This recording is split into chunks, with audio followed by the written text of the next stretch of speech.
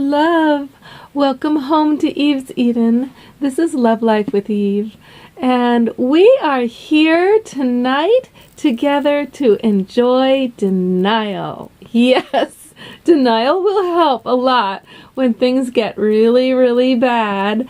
Actually, it's a secret power because if you deny things a lot, then what you're doing is you're creating another reality in your mind.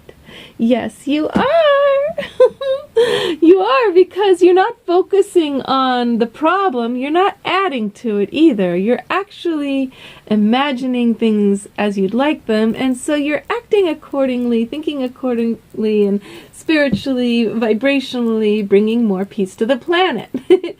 Okay, but we just had this shock happen, right? This really like a coup of the Republicans with Donald Trump winning the election has been very, very terrifying for many people who've been fighting for causes for women, and because we really feel Black Lives Matter, and we have a sense of the environment being of utmost importance to save the planet. We're afraid that the Republicans will deny these things, and so we're afraid that our world will end, and on all these levels, right?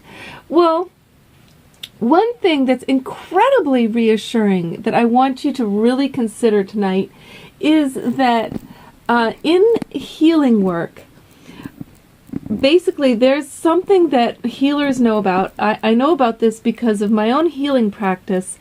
It's called the law of cure, okay?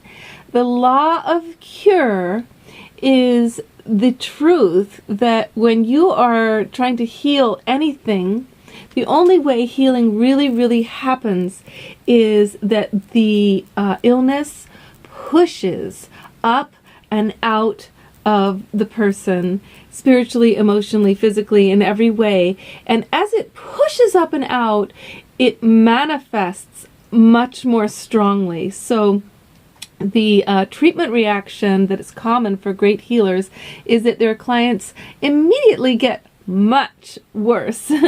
And you can lose your clients right then and there unless they are in tune enough to really feel the rightness that goes on. Like I had many times this happened in my own practice. But if you look at the political situation right now, right, and you see, I mean, I really thought when I saw Donald Trump talking about talking in hateful, racist, sexist, bigotry ways, you know, I really thought that was the illness pushing up and out, and that was it. It was like a little pimple, that there wasn't that much of it. There was just some people who were still in that space or didn't even know what the illness was, and they were partaking in it. But when Donald Trump won and we saw those big red colors sweeping across the country, how many states actually, well, we know that Hillary won the election by popular vote. We really have to keep that in our memories because that's the truth of the whole country. We really, really are united mainly in the Hillary Clinton agenda of inclusiveness and the Democratic agenda of equal rights for all people. But what we didn't realize when this election happened was that the illness of racism and bigotry and hatred of the feminine was so large, so big. I mean, Dave Chappelle did a great job of making fun of all the white people sitting there, us, my family included, going, "What? I don't understand. You know, Hillary's supposed to win. We're a democratically united country. We all want equal rights for everyone, you know."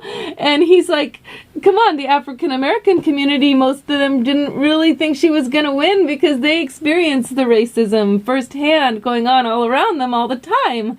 And we're just out of touch with it. We think because we don't have it in ourselves that nobody else does.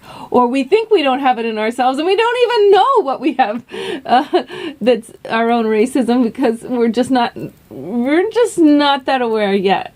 So We're trying to be. We're working on it. Everybody's working on it together, and hopefully. But in the meantime, what was I thought was a little pimple of a little bit of pus coming out, that hatred coming through Mr. Trump, it turns out it was a groundswell of festering, blistering pus that is just, squeezing out of the culture. It's just becoming obvious and out there and disgustingly exposed.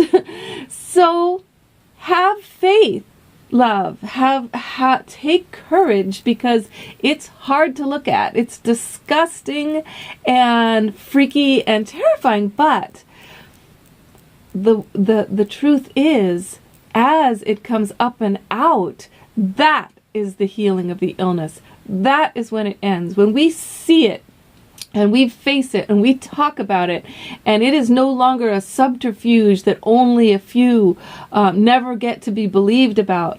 When everybody's talking about it, and everybody is in a conversation about it, this is how illness leaves. I saw one client, I was treating her for eczema that she'd had her whole life, and it was just a patch on her arm, and when I treated her, it went all the way up both arms and swept over her chest before it left her, Same with another woman I treated for eczema, actually. Same thing. Little patches on her legs swept over and then disappeared. It's the process of purification. So if you can think of the next 8 years as a process of major purification, major absolute purging of the illness, of hatred of feminine, hatred of difference, fear of change, and include ourselves in it. Where's our own bigotry? Where's my bigotry against Republicans, against Christians? I find them to be backwards. I find them to be wanting me to believe in things that don't include evolution and science, and I really, really don't respect that. But what can I respect that they have that I don't? I'm sure there's a lot, and I actually thought of some major things I'm going to be talking about this week in respect to Southerners.